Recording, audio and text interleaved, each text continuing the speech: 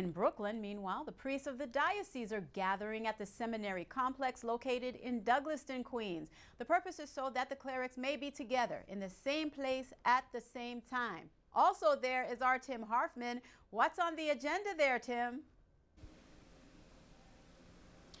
Liz, the priests are usually busy serving their parishes in Brooklyn and Queens, so it's difficult to have them all in one spot. But twice a year they come here to build fraternity and strengthen their own vocation. Earlier today, I had the chance to speak with Monsignor John Strinkowski. He's the discussion leader. His task to develop a better understanding of the Pope's controversial writing, Amoris Laetitia. Monsignor, as you address the priests of the Brooklyn Diocese here today, what is your message for them? I think the important thing is to read the entire document, because it contains so much wisdom, so much from our tradition. The meditations of the Pope on Scripture are profound. So the entire document needs to be read in its wholeness, because it has such a richness to it. So I'm going to be encouraging that before we do any specific analysis of the document, that we look at the document in its entirety.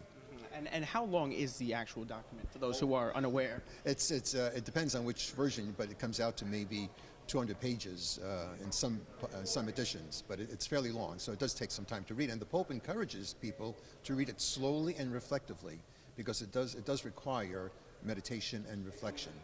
Now, this is a controversial piece of writing from the Holy Father. What makes it so controversial? Well, what's controversial is that he seems to open the door to the reception of communion with confession beforehand for some couples who are divorced and remarried.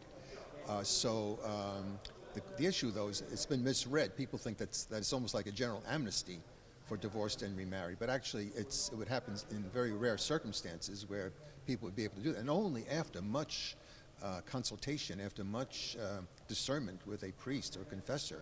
So it's not like he's opening the door wide, but rather, but allowing that in some situations that might be viable. That a couple in that situation, second marriage, might be able to approach the sacraments.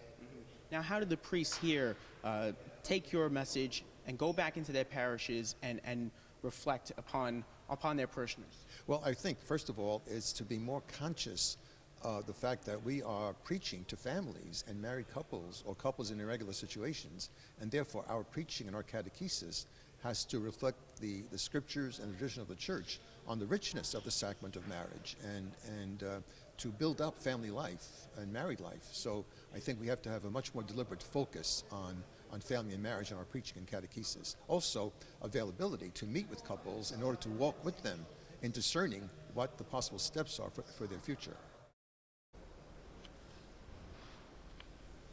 And this gathering is also a time to acknowledge those priests who are celebrating their 25th, 50th, and 60th anniversaries of priesthood. They're being recognized during Mass by Bishop Nicholas DiMarzio. I'll have a full report tomorrow on currents, but reporting from the Immaculate Conception Center from Douglaston, I'm Tim Harfmann. Liz, back to you. Oh, thank you so much, Tim. We are looking forward to your report on the Thanksgiving Mass for those priests who are celebrating milestones.